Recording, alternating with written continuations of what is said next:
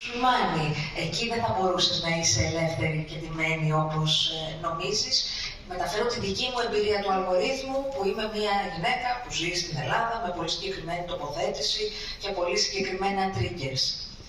Άμα με έχει βρει εμένα τόσο καλά, είμαι σίγουρη ότι έχει βρει καθένα και κάθε μία από εμάς ακόμα καλύτερα.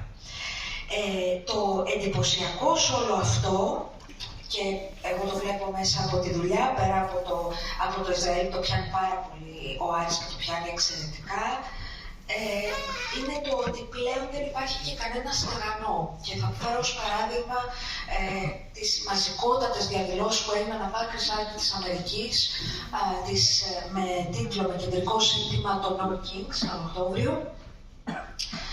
Εκεί ο πρόεδρος των Ηνωμένων Πολιτειών δεν θεώρησε ότι είναι πρόβλημα να αναρτήσει στο ιδιωτικό του μέσο κοινωνικής δικτύωσης εαυτόν ως βασιλιά, αυτοκράτορα, πιλότο ενός μαχητικού αεροσκάφου, στο οποίο εκτόξευε περιτώματα στους διαδηλωτές.